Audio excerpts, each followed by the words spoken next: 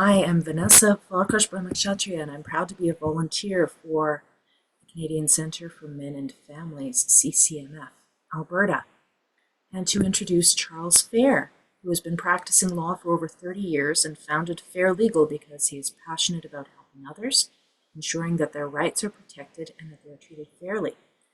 Fair Legal deals with criminal, family, and civil litigation matters. Charles is generously volunteering his time with CCMF Alberta to deliver monthly webinars on topics of common concern to the population that we aim to serve. In other words, men struggling due to intimate relationship breakdown and turmoil. At CCMF Alberta, we are committed to meeting men where they're at so that they can feel heard and validated and have conversations that matter to them. We help equip men to manage stressful situations, rebuild their lives after relationships fail, and stay connected with children. We recognize that providing mental health support for men leads to optimal parenting outcomes, a reduction in family violence, and lower rates of suicide. This is an educational offering. It is not legal advice. If you have questions for Charles, please put them in the Q&A, and I will read them out loud for Charles to answer during the Q&A period as time allows. Please keep your questions related to the topic of this webinar. And if you're looking for additional supports for your mental health as you navigate your legal challenges, please visit our programs page on our website. I'm going to drop it into the chat. It's ccmfalberta.ca/programs. And with that, over to you, Charles. Great. Thank you very much, Vanessa. I'm very pleased to be able to participate with these webinars for CCMF. I really like the values that you guys bring to helping this particular group of people who don't who seem to be sometimes overlooked in our justice system. So, anyway, just another comment about tonight's thing. I want to reiterate that the discussion I have is not legal advice. Everybody's situation is always going to be different. And while I might talk about something that sounds pretty darn close to your situation, uh, almost inevitably it's not quite true, and there's always different situations that can apply, different considerations that can apply. So just remember, this isn't legal advice, as Vanessa said. This is really just educational to give you guys better guidance and some idea of what to expect once you start into this terrible situation of, or hopefully not terrible situation of co-parenting, which is tonight's topic, co-parenting, how to handle back to school and holidays. So I'm going to, parenting, decisions.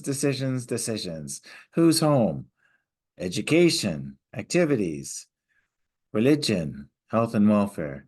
These are the main things that have to be decided when you have children. And making decisions about these, obviously, it's in the best interest of the child that good decisions be made here. You got two people, two parents. Sometimes parents don't see eye to eye on all of these issues. And so really the issue is, how do you approach resolving those disputes? We're going to do the best we can all the time for the kids in our lives, the ones that we are responsible for. But tonight we're going to focus on the back to school part of this. And I want to say again, it's important to stay focused on the child's needs as we go through these issues. So first issue is location. Where do you go to school? This is probably an easy one for many families because the decision was already made, perhaps before the breakup. But then parents move, one parent moves away, the other parent stays put, both parents move to different locations. So where the child goes to school can be important because it may have different travel arrangements for the children, different convenience factors for each of the parents. child is moving to a different school. They may need to they may be missing their old friends. There may not be any opportunity to stay in their old school with their old friends. And so there's lots of considerations about location. Um, Second consideration is whether there's any special needs that the children have. Should the child be in special program for sports or for a gifted program because they need special accommodations for where they're at, whether those are uh, particular learning disabilities or particular styles of learning. Some children do better on um, with self-directed programs. Other children need more direction. And part of this decision can also be whether the child would be better off with homeschooling or schooling in an institutional setting. And I didn't really mention that in location, but that is an option that parents can sometimes address. Sometimes it seems a little unfair if one parent is doing the homeschooling. And you might think, well, homeschooling is kind of rare. Is that something that the courts enforce? And I can say that I've got experience in at least one case where they've managed to preserve my client's right to have her children educated in her home. So again, special needs can accommodate all sorts of things. And the other issue on that is some schools have better accommodations for children with special needs than others. And so that's, again, part of the consideration there. The other aspect of that is what kind of activities are going to be available at a particular school. Is there going to be music activities or sports or other kinds of clubs or programs like that that the child may need? Are there activities outside of school that would be good for the child? And that's all part of the back to school issue. I'm going to say, I'm going to include this as an important point, parental involvement. It's really important to stay involved with your child, even if you don't have if you don't have primary care and control or custody of your child. It's important to stay involved as a parent with the school.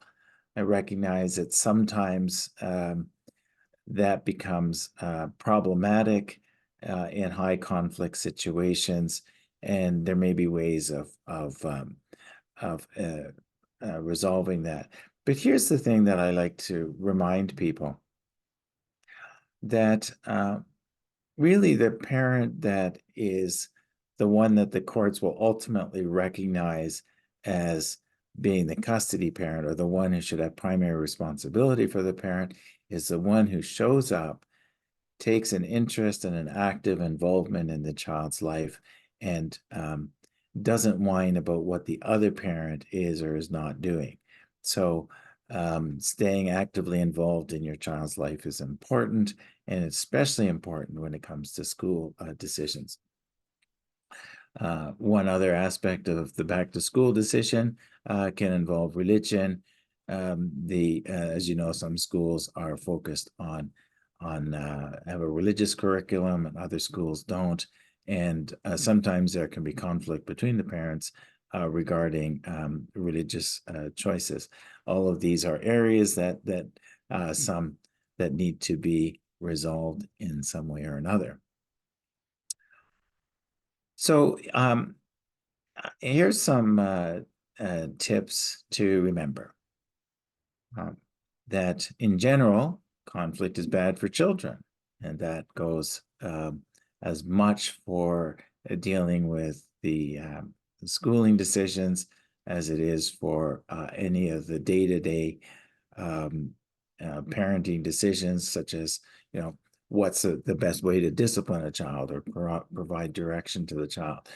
The parents are fighting in front of the child about the child. That's not good for the child. So the courts are going to bend over backwards to try to keep the children from being exposed to conflict. safety and security is good for your child. That means that that sense of security is things are stable, they're not changing all the time. The child knows what to expect when they get up in the morning. Um, all of that is much better for children's outcome.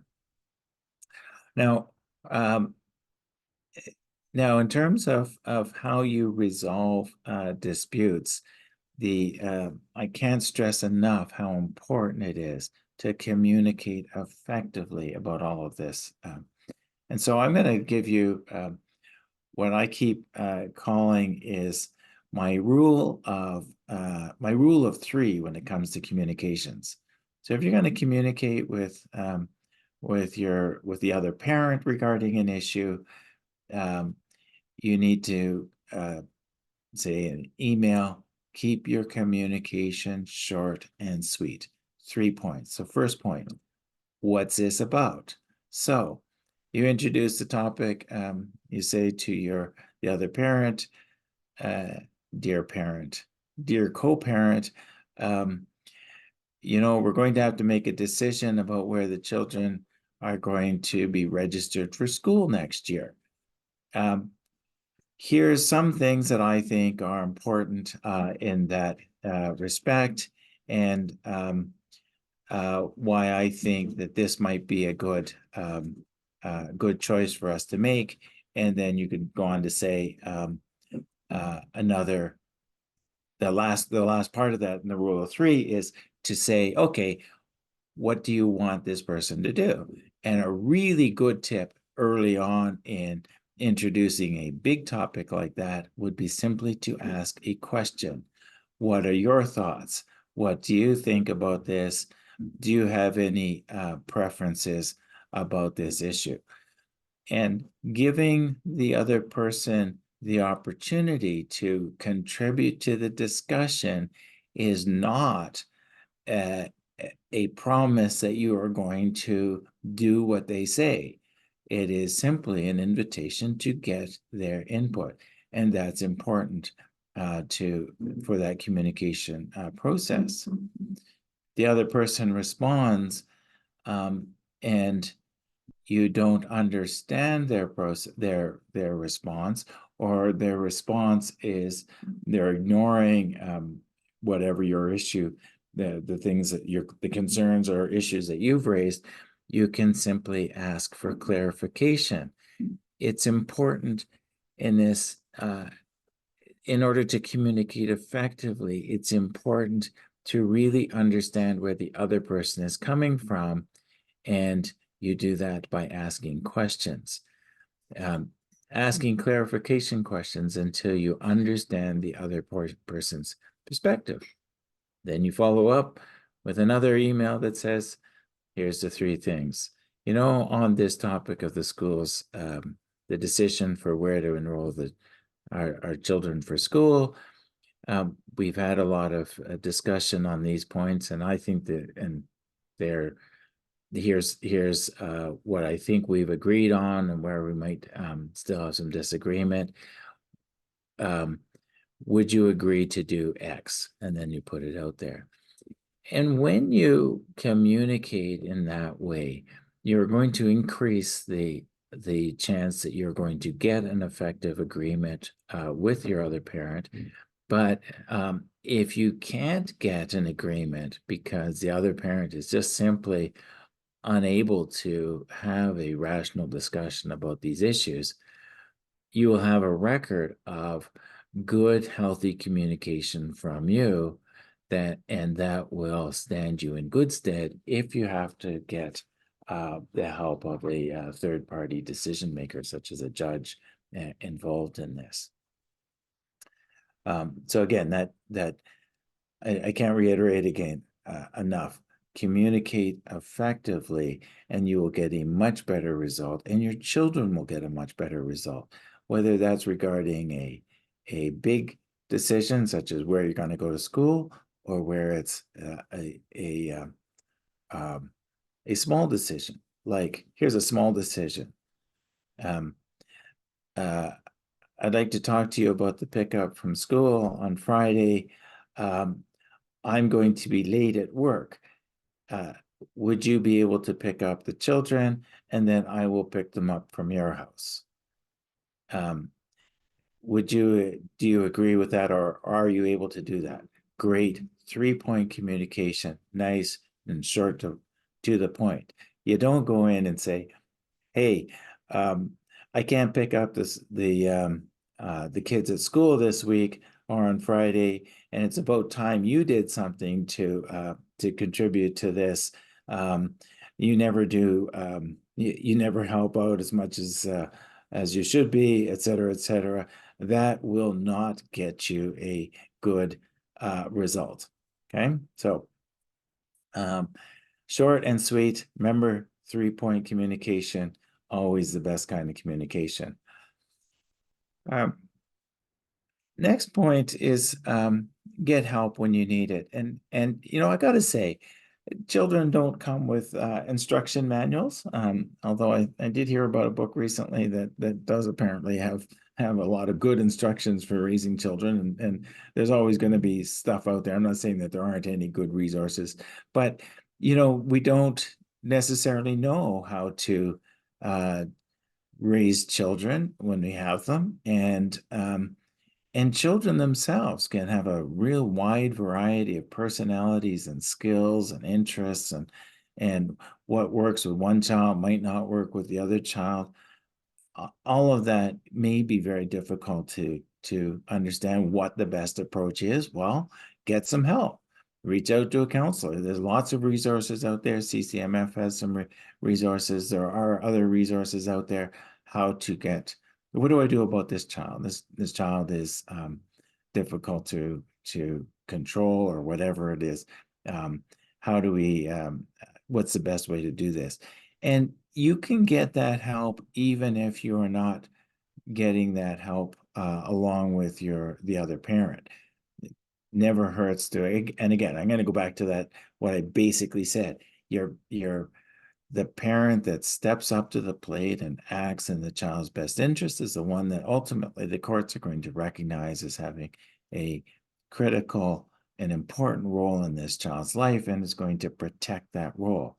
And really, if both parents are doing that, then you've got a great co-parenting arrangement. Um, Years ago, I had a rather unusual situation where it was a conflict between a dad and a stepdad, and I was representing the dad, and the biological mom had passed away suddenly, leaving these two dads who had both been involved in the children's lives, having to deal with, well, how do we sort out, where do we go from here? We need to sort out what the parenting schedule is and all of that. And what I learned from my client is that prior to the mom's passing away, um, the two families, the two sets of parents, so with the two parents with their new partners would regularly get together, talk about the kids, compare notes, make sure that the kids weren't able to play one parent off the other. And I got to say, I call that my gold standard for co-parenting, because it involved all of the adults or all of the critical element adults in the child's life. And they set aside whatever jealousies they might have about new partners. They set aside the time to have those meetings. They really put the children's need to have security and structure and healthy, and see their parents acting healthily. And I got to say that the result of that kind of approach was that the conflict did not just did not get anywhere near the level that we see in many families. The conflict was relatively minor and was resolved fairly readily, because these two dads, had a history of working together effectively in the best interest of their children. The next point is, I'm going to say, use third-party decision makers wisely. And we're going to talk about some of the court processes and alternative to court processes um, uh, in the next slide here. They and really what the theme that I want to discuss when it comes to court processes is that um, know when to go to court, know when not to go to court, know what issues are going to be easily resolved in court and what's going to be involved. And that might require that you get some legal advice. But right now, I'm going to talk about some of the court processes that are important for this. So the first one is what we call interim orders. An interim order is you go into court and the judge recognizes that a decision has to be made. Parents are not haven't been able to reach an agreement. They need to make there needs to be some order, some structure to this family, and the court makes an interim order. And the court's going to do as well as they can to make that order. And the idea is that an interim order is going to last until the parties decide to either resolve the case entirely on their own, resolve all issues entirely on their own, or they're going to decide that they don't need the courts anymore and the interim order is good enough, or they've agreed to change the interim order themselves and they don't need the court. So but what if you do if the court doesn't have to have enough information to make a good interim order? Well, then the court does what's an interim order, and there's lots of different uh, labels for these kinds of orders. These are the first orders where the court has to make a quick decision, knowing that they haven't been able to get all of the facts from both parties, and so they're just going to make a quick and dirty order. The other way of describing this is an interim without prejudice order.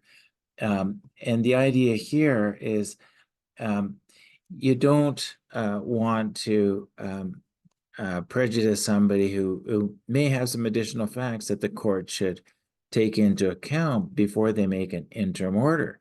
Because once you've got an interim order in place, it's much harder to go back to court and change it. What the court's going to say is, look, we've already got an interim order. It's good enough. You guys can agree on changes here. If you can't reach an agreement, you're going to have to go to trial on this, and that's your next step. You can't keep going back to court to try to get tweaking once the court has basically got enough to make that interim order. If you want to change an interim order, you have to show a material change in circumstances. There has to have been some change, and maybe it's just that the child is older and has different needs now that they're older, but you got to show some change. You can't go back a few months later and say, it's not really working out. The court's going to say, well, then you're going to have to go to trial. Okay, that's what I mean by use court processes or third-party processes wisely. Um, so, next one is a consent order. Obviously, consent orders means what it says is the order is made when both parties consent. And it's important here to remember that, once you do a consent order, that's an order that's hard to change as well, unless both parties agree. So it's important to say that if you're going to agree to a consent order, remember, you're not going to be able to change it unless you've got a material change in circumstances. On the other hand, you can, of course, consent to an interim order, or so it would be a consent interim order, or another way to say it would be a consent without prejudice order. And so everybody says, okay, we've agreed now that this is a good enough decision for now, but we want to come back and tweak it just to make it better. And one side has agreed to this, and only because they haven't been able to get all of the evidence in to the court to make the best decision. So it's kind of uh, a mix there. So I've just sampled some of them: interim orders, interim orders, consent orders, without prejudice orders. You can also have ex parte orders, or orders made without notice. You can have procedural orders. There's all sorts of different kinds of orders, and I've just highlighted some of the big ones. And then ultimately you get a final order. And a final order is what is the term that's used in the Alberta Court of Justice for when the court is done. They're not going to be scheduling any more court dates. They've had a trial. Nobody wants to come back. And the court's not going to let anybody come back unless there's a really big material change in circumstances. And so then they issue a final order in the Court of King's Bench that would typically be called a judgment, as opposed to if it's done after a trial. Then there's alternatives to court. So here's some of the alternatives to court. Well, direct negotiations is obviously the cheapest way to go. And I remind you, that's really going to depend on effective communication. So remember that points of three: best way to communicate, best way to negotiate on small things, it's the best way to negotiate on big things as well. Listen, try to understand where the other side's coming from, and you can successfully get to a result using direct negotiations. Obviously, if communication is really bad, you can hire a lawyer to do those negotiations. Sometimes the lawyers will say, well, look, let's all get together and have a settlement conference. And a settlement conference is the other name for that is a four-way conference or a four-way settlement. And four-way means two lawyers, two parents, and everybody has a discussion, usually guided in some way by the lawyers, who are able to assist in identifying what the issues are that need to be resolved, encouraging their clients to behave themselves, for lack of a better word, and remember that we are trying to get to an agreement. And I think that it may be appropriate in a settlement conference to bring in the other parent, but you can't force that issue. Either both parents have to be comfortable with bringing in the other adults in that are involved in the child's life. Otherwise, it's just not going to happen. I go back to that gold standard story, or what I call my gold standard, where the two couples would get together. You can't force that. If everybody agrees, then you can do it. If everybody doesn't agree, then you can't do it. But I got to say, if you're in that situation, I think it's the best way to go, because it's going to lead to the best outcomes if all the adults, all of them in the room, the parents and the other adults, behave like adults and remember what's in the best interest of the children.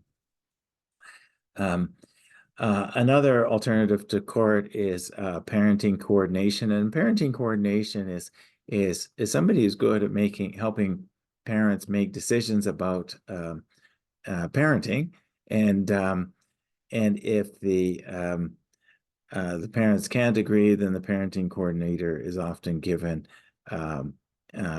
authority to actually make a decision, so that at some point somebody has to make a decision. And if the parents can't agree who ultimately is going to be making the decision, then that's where a parenting coordinator can help with that. Mediation is another alternative to court. I think we're going to be having a session on mediation upcoming in one of the other future webinars.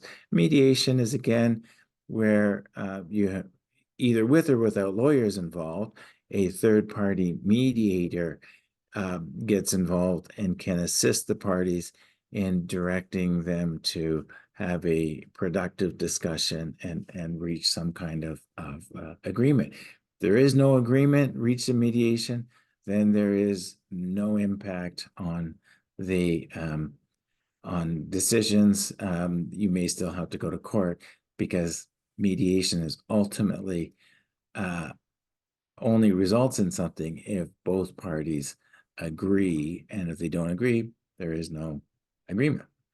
Um, Obviously, that's kind of a silly way to say it, but that's what it is. Arbitration is a can be a similar looking process. It's not like court, but you go to an arbitrator and you ask the arbitrator, like, just pretend we're in court and make a decision. We'll each say our piece, and you get to make the decision. Sometimes especially in family law, the parties can agree to a combination of mediation and arbitration, and that's where basically we're saying, say, okay, the third party tries and tries and tries to get the parties to agree, and they can't get the parties to agree. Then the parties just say, look, can you make a decision for us? And that's arbitration, or that's a combination of mediation / arbitration, or med-arb, as we often call it. And then I'm just going to mention another one, a couple that are in connection with the court. These are not the only ones available in court. There's judicial dispute resolution, where the mediator is in essence a judge.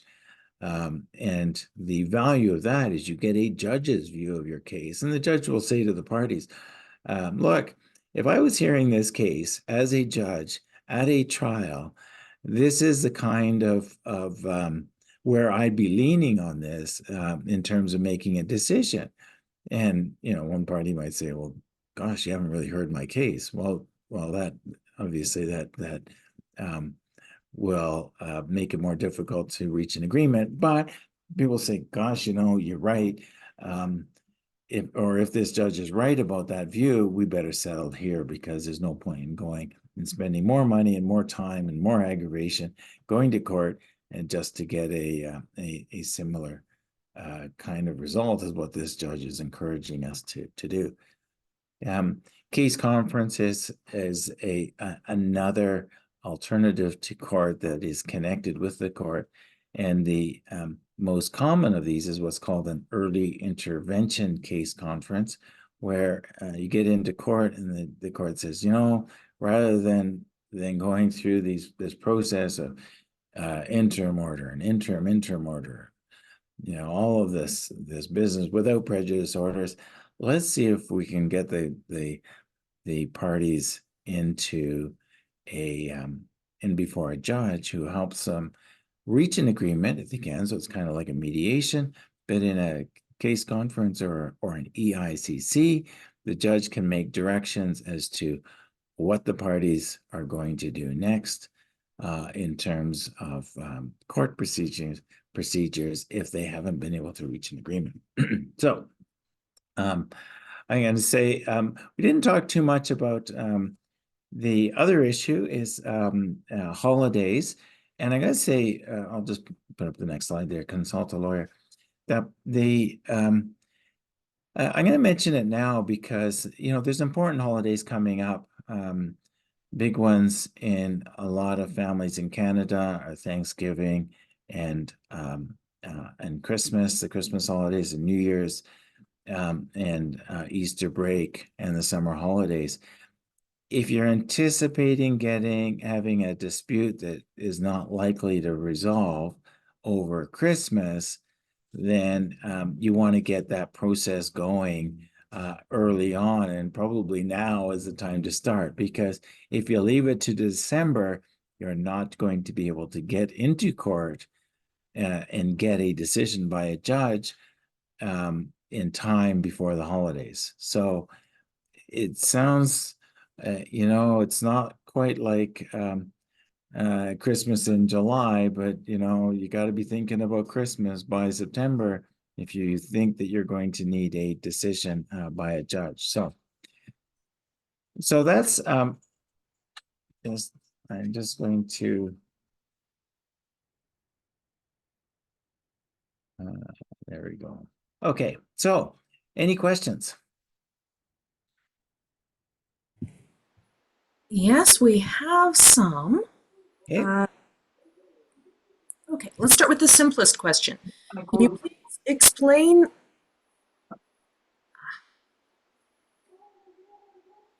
So the cleaners don't come with the vacuum cleaner in. Oh my gosh. Okay. Sorry about that. Okay. All right. Can you please explain the difference between an interim and an interim order? Okay.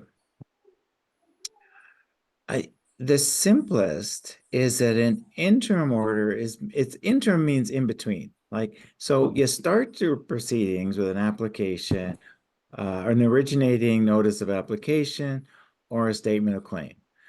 Um, that's what starts when you first go to court. That's the beginning. The end is a trial.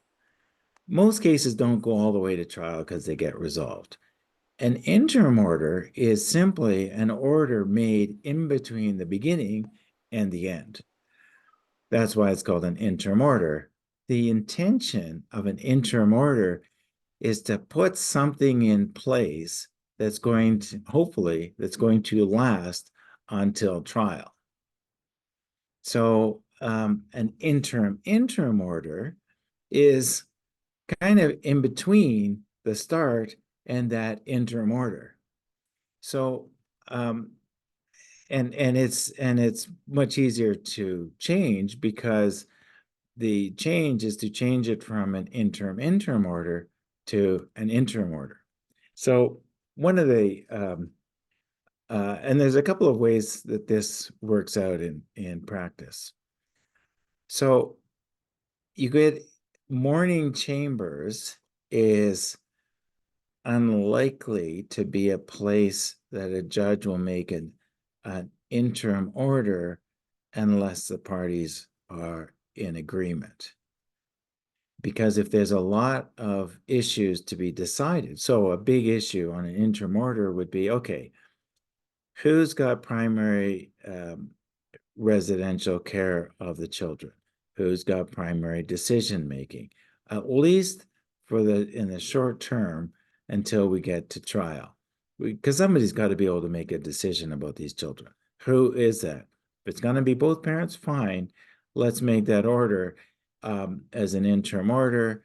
And the parents basically have to live with it. If they don't like it, they got to go to trial. Well, sometimes those decisions are um, uh, we don't the judge doesn't have enough facts, and so it goes to as I said, the morning chambers they'll do it on consent, um, and or there's if there's not enough facts, the judge will make an interim order, or they'll call it an interim without prejudice order, and they will then put the matter over to a special chambers hearing that would be months down the road and take be a much longer period. It might be anywhere from an hour to 2 hours, sometimes a half day, 4 hours of consideration by the judge, and that adds considerable delay. But the judge is able to make a lot more uh, a decision that's based on a bigger, better set of facts. Once you've got a special chambers decision making an interim order, that's going to be harder to change that unless you go to all the way to trial. Unless there's a big material change in circumstances. But no material change in circumstances, everybody's just going to have to live with it. And people want to say, okay, this interim order is good enough. We're going to make that a final order. We're just going to agree to live with it. Well, that becomes like essentially a consent order. Okay. I don't know if that explains the difference. So interim order is between the beginning and the end, and interim is an order that's made between the beginning and the middle interim order. Thank you, Charles. Okay. Next question. What's the best way to deal with the other parent telling blatant lies in affidavits? You know, this is uh, you know, you go into court and you're hoping that the judge is going to make a decision based on the facts. And if you've got somebody making blatant lies, um, what you end up with is the judge is faced with a he said, she said kind of thing. And the judge doesn't know what the facts are. Doesn't the judge is based on is making a decision based on the facts that have been set out in the affidavits that are before them. And as a result, if you've got somebody who's blatantly lying, there may not be any realistic option, but some kind of trial procedure. There are trial procedures that are summary trials where you have like a shorter trial to just try to just sort out one issue, say.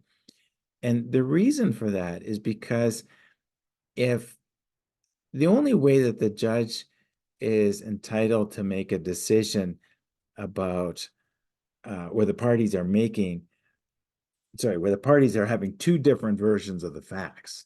The only two ways, the only one way the judge can make a decision on that is to put the party on the stand, have them testify, look them in the eye, and decide, this person's lying. And that's what we call an assessment of credibility. The judge can't make an assessment of credibility based on affidavit evidence. So, um, so now sometimes the lies don't really matter. So sometimes the judge will say, I don't care, that doesn't matter to me whether it's true or not. This is what I think is the right answer for this situation at this time. Of course, the problem with that is those blatant lies are often used to color the whole process. So how do you deal with it? So obviously the judge can't make a decision without putting this to a trial, but there are procedures such as a notice to admit facts that may be a way to um, get the party to admit that what they've been telling is incorrect.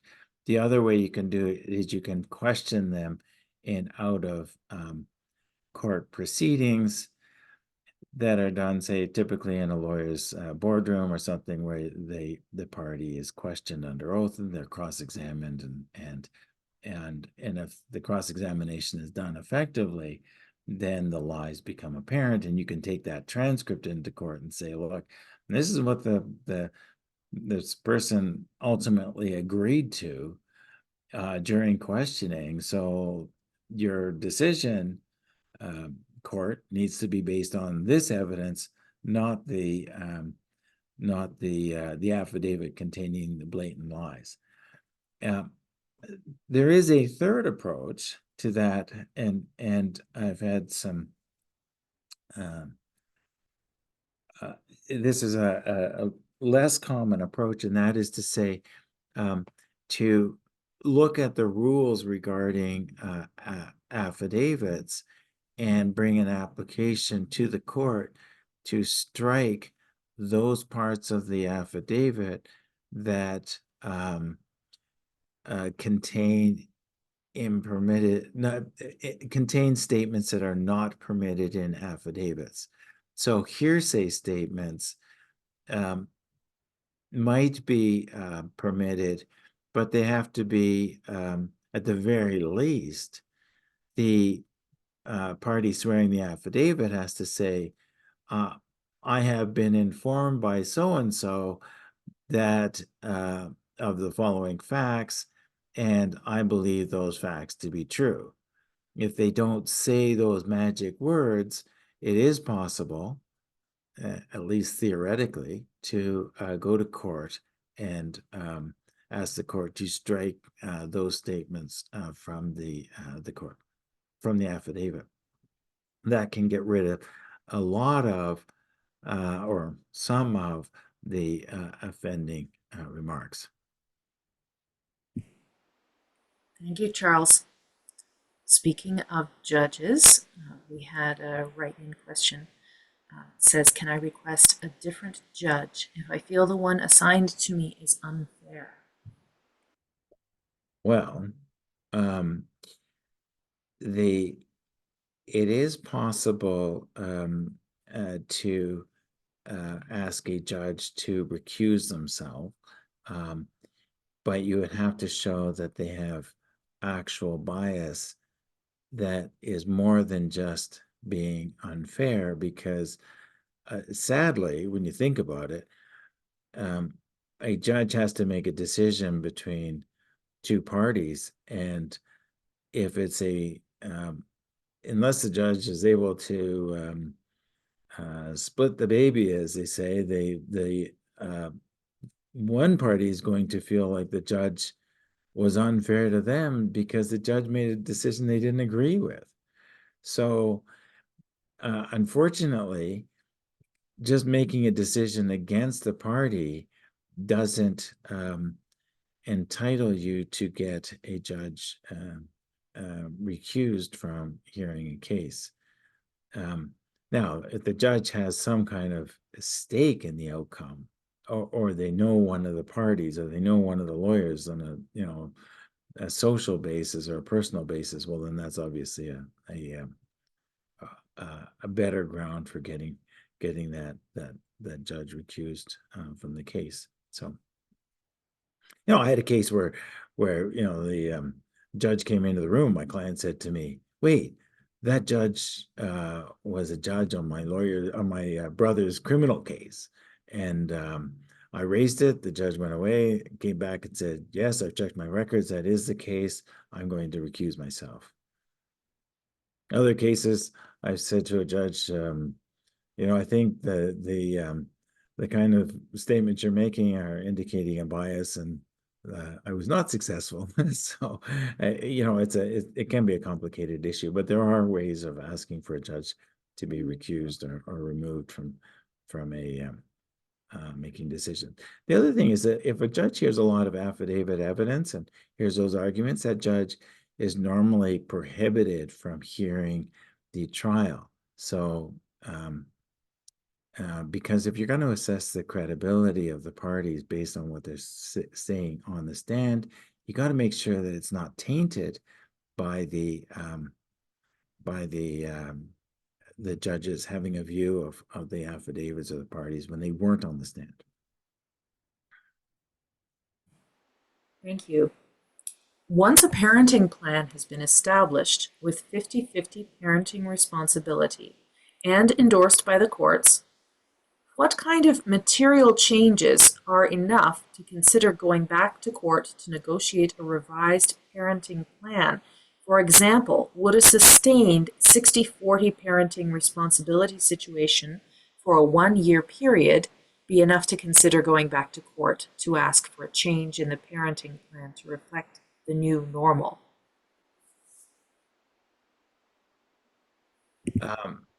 In isolation, that sounds like, sure, you could do that, but inevitably there's a lot more factors involved than just that.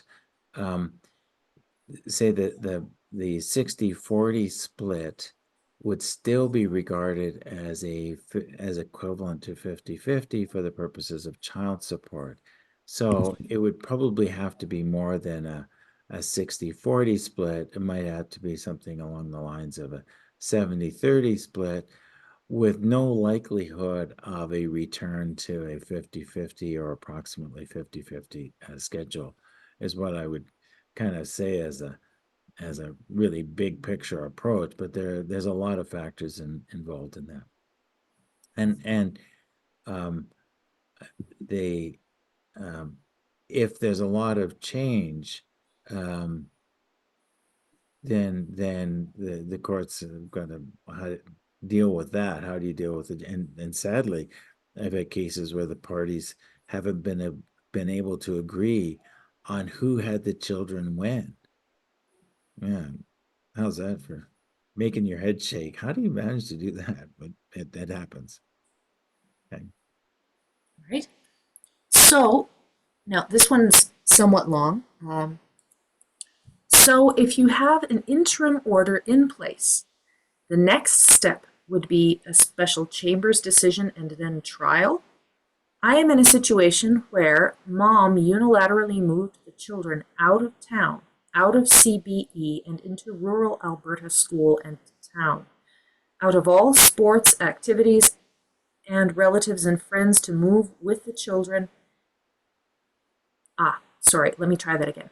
Out of all sports activities and away from relatives and friends to move with the children into a new boyfriend's home out of town. This was done by fabricating charges against children and her which have now been stayed and enabling a time of no contact. We have been awarded amicus curiae in the interim and performed a positive risk assessment for parenting and are waiting for the kids' report from friend of the court. What would you recommend from here? Okay, that's way too detailed to provide legal advice.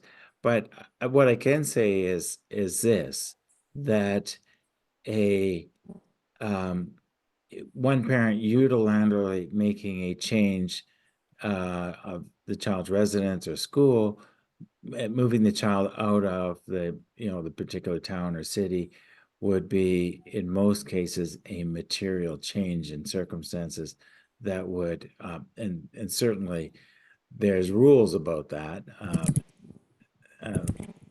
Depending on how it's done, it could even be criminal. Uh, there's um, So that's the one thing. So is there a material change in circumstances? Yes, there's a move, right? Um, a planned move might also be regarded as a material change, but that's more likely to be regarded as what we call a mobility application, where somebody's applying to court for permission to move. Um, the uh, the impact of criminal charges would um, would be a material change that would certainly give rise to the court wanting to consider very carefully whether a change needed to happen to the parenting. If the criminal charges are stayed or withdrawn or otherwise resolved, then that may be regarded as a material change in circumstances as well, but not necessarily, because criminal proceedings have a different standard of proof than civil proceedings, which is what is in family law. So, unfortunately, there's no hard and fast answer, but if it's important, I think, in general, that if a parent has moved children out of the jurisdiction, you need to move quickly to get the children back, if that's possible, um,